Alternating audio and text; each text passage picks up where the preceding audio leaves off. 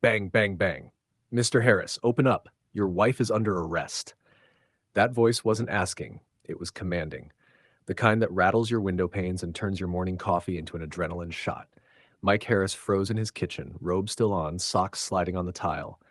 It was 6 a.m., not exactly your under arrest hour. He set his mug down and stared at the front door like maybe it would explain itself.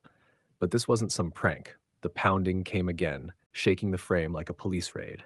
Except these weren't cops. Through the side window, Mike spotted three men standing in formation on the porch. Tactical pants, dark shirts, shiny badges, and sunglasses at dawn. The words HOA inspector blazed across their backs in cheap block letters. And leading the charge, none other than James Mercer, the smug neighbor from across the street, the guy who reported you for mowing at the wrong hour. Yeah, that James. Mike's heart dropped. What the hell is this? He muttered, cracking the door just to keep the chain locked. James stepped forward, fake authority dripping off him. Step aside, sir. We've had official reports of a violation. Your wife needs to come with us for questioning. Questioning by the Homeowners Association. Have you ever met someone who thinks the HOA rules give them FBI clearance? Now imagine those same people showing up at your door pretending to arrest your wife. From the hallway, Kate Harris appeared, calm as a storm before lightning, tying her dark hair back unfazed. She opened the door wider and stared James down. Do you have a warrant? James blinked. What? A search warrant. An arrest warrant. Any real paperwork at all? Behind him, one of his so-called inspectors snorted, trying not to laugh. The other turned away, clearly regretting life choices. James's jaw tightened. I don't need paperwork to keep this neighborhood safe. Kate's tone stayed cool. Mike, call the sheriff's office. Ask for the duty sergeant. Tell them we've got three men impersonating officers standing on our porch. Boom. His confidence cracked like cheap glass. You're making a big mistake, James said through clenched teeth. Kate didn't blink. No, James, the mistake is yours. For a long second, no one moved. Neighbors peeked through their blinds, phones ready. The porch air buzzed with tension. James finally hissed, You'll regret this. Kate shot back. Not as much as you will if you take one more step. It was suburban warfare, yoga pants versus fake badges. James blinked first. He stepped back, pretending it was his idea all along. This isn't over, he spat. You're right, Kate replied. It's not, but next time, bring the real law. He stormed off the porch with his wannabe task force trailing behind. But Mike and Kate both knew this wasn't finished. Because men like James Mercer, they always come back for round two. Before we go any further, comment where in the world you're watching from, and make sure to subscribe to Voices Unchained, because tomorrow's story is one you don't want to miss. Morning came, but peace didn't. Mike was flipping pancakes when he heard the crunch of boots on gravel. He parted the blinds and froze. There he was again, James Mercer, but this time with reinforcements. 5 men, matching polyester uniforms, sunglasses on, fake patches gleaming. One had bolt cutters, another a crowbar. Seriously? Over a 6-foot fence? James stopped at the bottom of the steps, puffing out his chest like a rooster who just declared war. Kate Harris, you are officially in violation of HOA code. Your fence is 6 feet high. Regulation is 4. Since you've ignored our orders, we're here to take enforcement action. Mike blinked. He actually measured it? Kate stepped forward, voice calm but firm. Enforcement? You don't have authority here.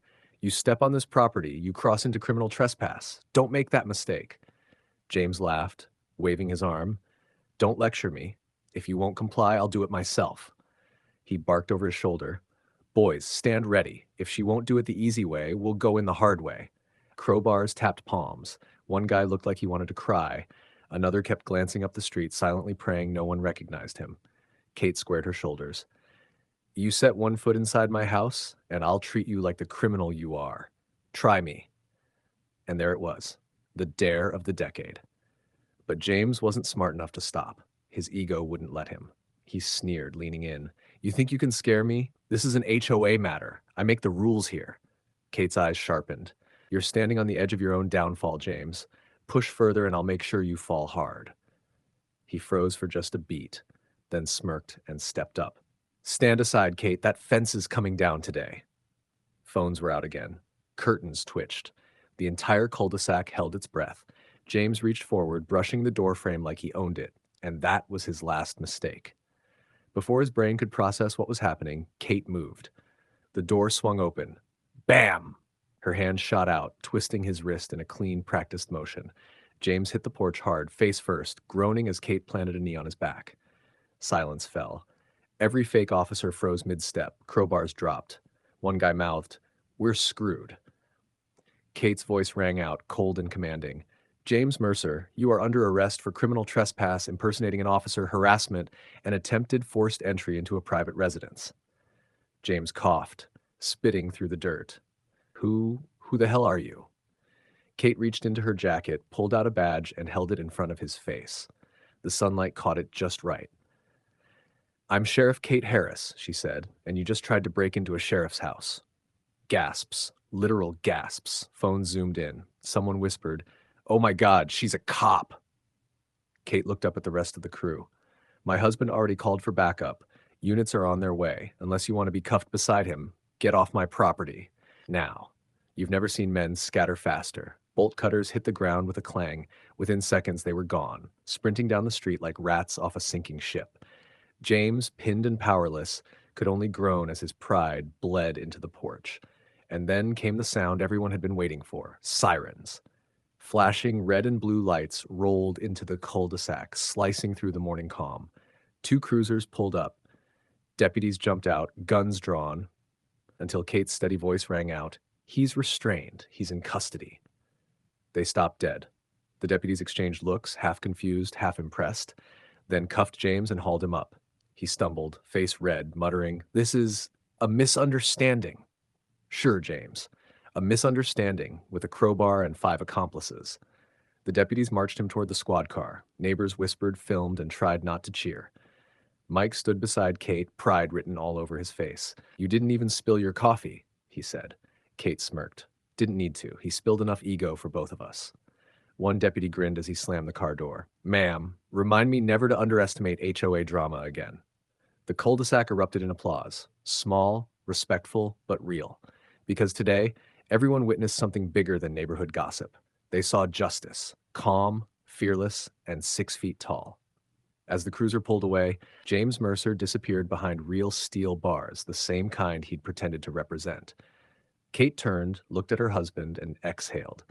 "Next time," she said softly, "I'm raising the fence higher." Mike laughed. "Good. Make it 10. Because sometimes the line between order and chaos isn't drawn on paper. It's drawn by the woman who knows the law better than anyone on the block. If you believe real power doesn't come from fear, but from doing what's right, hit subscribe and stay tuned to Voices Unchained, where every story reminds the world that truth stands taller than lies.